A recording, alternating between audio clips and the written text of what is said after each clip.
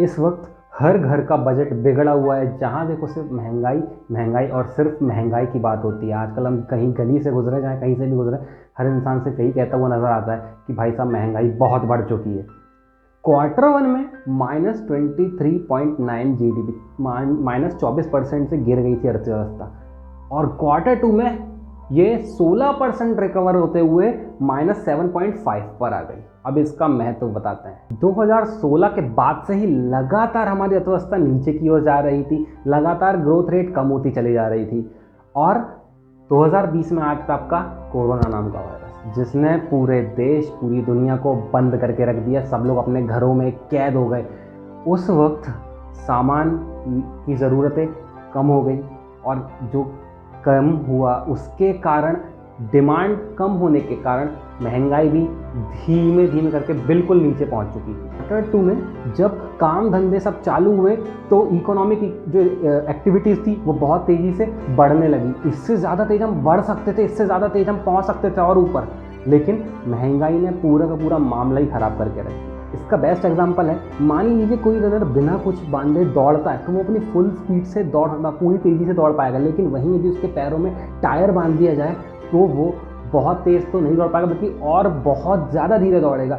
उसी तरीके की जो चीज़, उसी तरह की कोई जो इवेंट है वो हमारे देश की अर्थव्यवस्था के साथ हो रहा है, और हमारी अर्थव्यवस्था के साथ जो महंगाई है वो हमारी अर्थव्यवस्था को तेज़ी से भागने नहीं दे रही है। जिस तरह से हाजमा बिगड़ जाए तो पूरा दिन खराब हो जाता है, उसी तरह यदि महंगाई आ जाती है तो वो हमारे पूरे देश का माहौल ख़राब कर देती है, पूरा मूड ख़राब। आइए अब हम कुछ कारण जान लेते हैं जिसके कारण महंगाई बढ़ रही है। इसका पहला कारण है डिमांड का बढ़ जाना। जिस तरह से हमारे देश में की अर्थव्यवस्था बहुत तेज़ी से दौड़ रही है, तो हर कंपनी इस दौड़ती अर्थव्यवस्था में अपने प्राइस हाइक करके अपना ज़्यादा से ज़्यादा मार्जिन, ज़्यादा से ज़्यादा प्रॉफिट कमाना चाहती है, और इस प्रॉफिट ज़्यादा कमाने के चक्कर में वो लोग MRP ज़्यादा बढ़ा के देने लगते हैं, जिसके कारण महंगाई और स्पीड से बढ़ती है। महंगाई बढ़ने का दूसरा कारण है रॉ मटेरियल्स का प्राइस बढ़ जाना। जिस प्रकार हमने चाइना को, आत्मनिर्भर भारत को मिशन को सक्सेसफुल बनाने के लिए उसके प्रोडक्ट्स को बैन करना स्टार्ट कर दिया है, और चाइना, पूरी दुनिया जानती है चाइना बहुत बल्क में प्रोडक्शन करता है, बहुत ज़्यादा बल्क, बहुत ज़्यादा मास प्रोडक्शन करता है। तो इस मास प्रोडक्शन के कारण जो कॉस्ट है वो कम आ जाती है, और कॉस्ट कम होने के कारण जो कुछ भी प्रोडक्ट का प्राइस है बहुत चीप चले जाते हैं, बहुत ही चीप। रॉ मटेरियल बहुत सस्ता पड़ जाता है यदि चाइना से बुलवाते तो।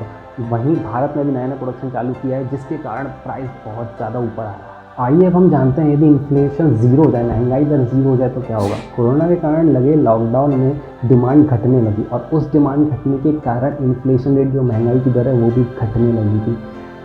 यदि मान लीजिए यदि महंगाई दर ज़ीरो हो जाती है तो क्या होगा। सबसे बड़ी चीज़ होगी, हमें इससे बहुत ज़्यादा नुकसान होगा। क्यों?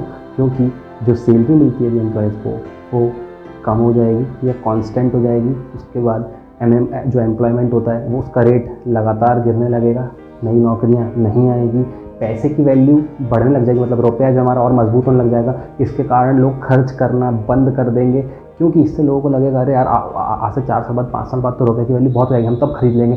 तो उस वक्त पूरा का पूरी सप्लाई डाउन हो जाएगी, और मतलब बहुत ज़्यादा नुकसान होने लग जाएगा। क्यों? क्योंकि देश की ग्रोथ ही नहीं होगी, देश की तरक्की ही नहीं होगी। आप यदि फिलिप कर्व को देखें तो inflation is directly proportional to employment. यदि इन्फ्लेशन बढ़ेगा तो एम्प्लॉयमेंट लगातार बढ़ता है।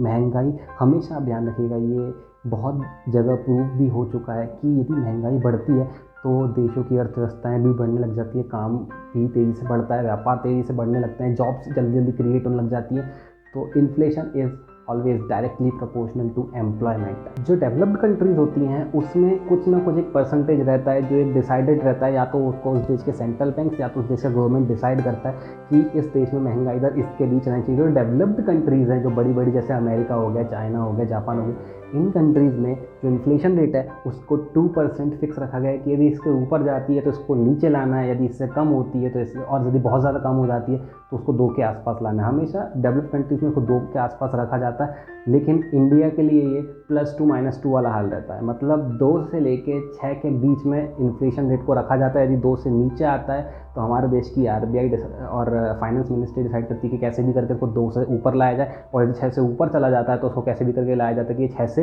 नीचे आ जाए। उम्मीद है आपको ये वीडियो अच्छा लगा होगा, आपको महंगाई के बारे में सारी चीज़ें समझ में आई होगी। प्लीज़ अपना साथ बनाए रखें, हमारे साथ हमेशा जुड़े रहें और ऐसे हमारे वीडियोस को सपोर्ट करते रहें। अब इंस्पिरेशनल देसी साइनिंग ऑफ।